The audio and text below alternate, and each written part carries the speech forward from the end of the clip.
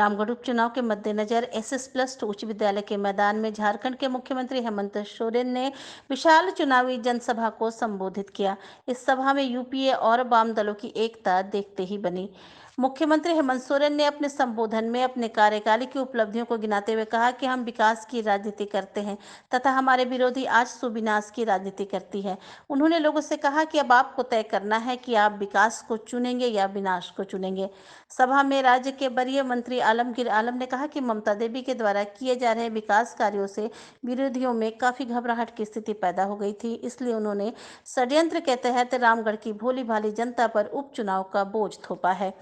वहीं सभा को संबोधित करते हुए प्रदेश कांग्रेस अध्यक्ष राजेश ठाकुर ने कहा कि आजसू पार्टी ने यह भ्रम पाल लिया है कि वह वोट को पैसे के दम पर खरीद लेगी। उसके इस अहंकार को तोड़ने का अब समय आ गया है। सभा को संबोधित करते हुए महागठबंधन प्रत्याशी बजरंग महतो ने कहा कि पूरी विधानसभा ही नहीं बल्कि पूरा झारखंड आजसू पार्टी के कुकर्मों को जान गया है। इसलिए मैं जनता से अपील करता हूं कि वह 27 फरवरी को कांग्रेस के पक्ष में मतदान करें। वहीं सभा को संबोधित करते हुए गोमिया पूर्व विधायक योगेंद्र महतो ने आजसू पार्टी के चूल्हा प्रमुख की थ्योरी का भी काफी मजाक बनाया। उन्होंने कहा कि आजसू पार्टी षड्यंत्रकारी पार्टी है जिसके पास न नीति है न नीयत है, सिर्फ और सिर्फ ठेकेदारी है। इस सभा को प्रदेश कांग्रेस के कार्यकारी अध्यक्ष जलेश्वर महतो, बंधु तिर्की, शहजादा अनवर, मंडल विधायक नेहा तिर्की, बरही विधायक उमाशंकर अकेला, दर्जा प्राप्त मंत्री फागू बेसरा, पूर्व सांसद भुवनेश्वर प्रसाद मेहता, महेंद्र पाठक, कांग्रेस जिला अध्यक्ष मुन्ना पासवान, झामुमो के भुवनेश्वर महतो, गोला भी सूत्रीय अध्यक्ष राम विनय महतो, प्रखंड कांग्रेस अध्यक्ष संतोष सोनी, झामुमो प्रखंड अध्यक्ष सतीश मुर्मू, गुलजार अंसारी ने संबोधित किया। वहीं मंचासीन नेताओं में बड़कागांव विधायक अंबा प्रसाद, बेरमो विधायक अनूप सिंह, केशव महतो, कमलेश, अमित महतो, बलजीत सिंह बेदी, भोला दांगी, कमलेश कुमार महतो, गौरीशंकर महतो, सुनील कुशवाहा, जाकिर अख्तर सहित कई अन्य लोग शामिल थे। गोला से सुजीत सिन्हा के साथ अशफाक अहमद की रिपोर्ट। अनेक लोग की जानें चली गई, पुलिसों की जानें चली गई, लेकिन हम ऐसा कानून बनाते हैं जिस कानून का स्वागत ढोल नगाड़े के साथ सड़कों पर होता है, रंग गुलाल अबीर के साथ होता है। हमारे कानून और उसके कानून में यही फर्क है।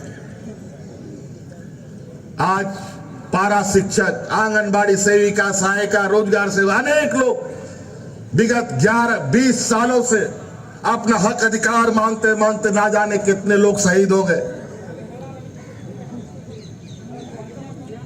जब भी हक अधिकार मांगो, लाठी और डंडा खाने का काम करो। जो पारा शिक्षक 12 महीने में 11 महीना सड़क पर रहता था, आज वो पारा शिक्षक 11 महीना स्कूल में है और 1 महीना घर पे रहता है। अनेकों ऐसी आंगनबाड़ी सेविका, सहायिका, एनएम, जीएनएम हो, लेकिन समस्या 20 साल का है।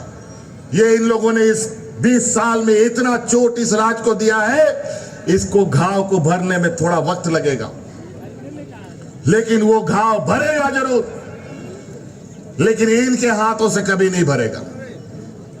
आज इस राज्य का ये पूरा देश का बंटाधार करने पे लगे हैं। आज ये लोग कहते हैं ओल्ड पेंशन स्कीम लगाने से पूरा देश दिवालिया हो जाएगा। इनका भी बड़ा व्यापारी अदानी का 1 लाख 1000 करोड़ रुपया देश का डुबा दिया।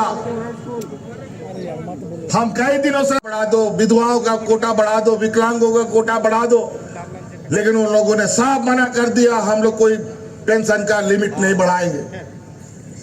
हमको इस राज्य की गरीबी का पता था, इसीलिए हमने केंद्र सरकार का इंतजार ना करते हुए, उनकी परवाह ना करते हुए, इस राज्य का जितना 60 साल से अधिक बुढ़ा बुजुर्ग है सबको पेंशन देने का कानून बना दिया। हमको बताओ, आपके गांव में कोई बुढ़ा बुजुर्ग बिना पेंशन का है? कोई विधवा महिला बिना पेंशन का है? कोई आपको बिना पेंशन का बुढ़ा बुजुर्ग नहीं मिलेगा। लेकिन ना पहले विधायक के पास, ना मंत्री के पास, ना मुख्यमंत्री के पास इस पेंशन का समस्या का समाधान करने का हल। ब्लॉक में लोग ठगे जाते थे, बुढ़ा बुजुर्ग लोग 1000 रुपया का पेंशन का कार्ड बनाने को लेकर बैठो सरकार को गिराने में लगातार दिन रात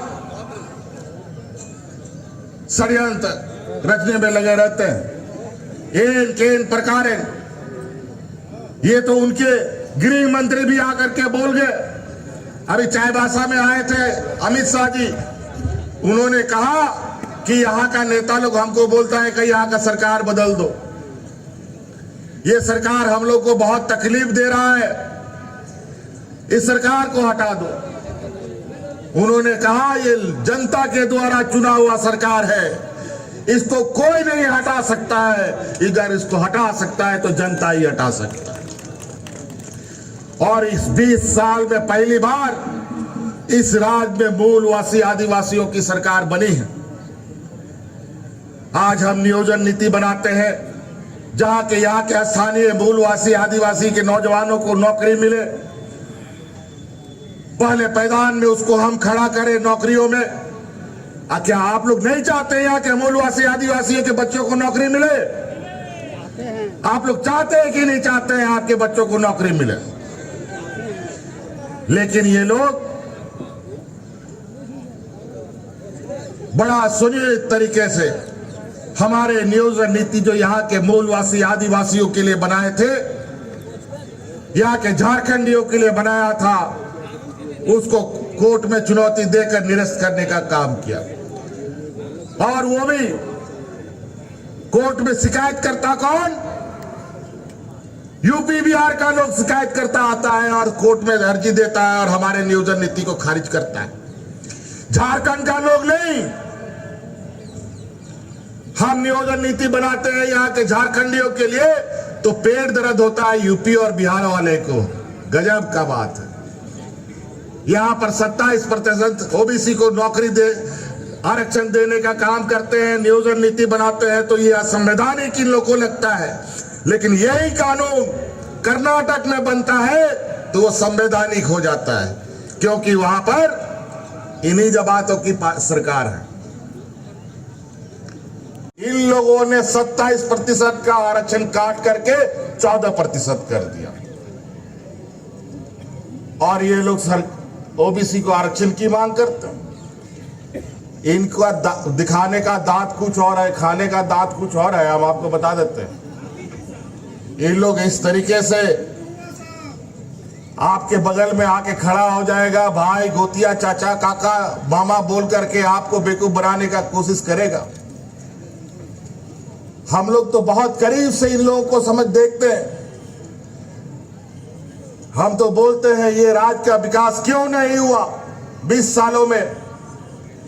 राज अलग करके तो झारखंड मुक्ति मोर्चा आदरणीय दिसंगुरु शिबू सोरेन ने दे दिया, क्यों नहीं हुआ? क्या शिबू सोरेन सरकार चलाता था कि हेमंत सोरेन सरकार चलाता था? 30 साल 40 साल में ना जाने कितने लोग, विनोद बिहारी महतो से निर्मल महतो जी से लेकर के अनेक लोग इस राज्य के लिए शहीद हो गए। 30 साल 40 साल के बाद जब राज अलग हुआ, लेकिन राज बनने के बाद तो सत्ता उन लोग को मिल गया जो इस राज्य का घोर विरोधी था। और उन्हीं घोर विरोधी लोगों के साथ हमारे आजसू के लोग जाकर के चिपक गया और अपने आप को अलग राज्य के आंदोलनकारी दल कहता है।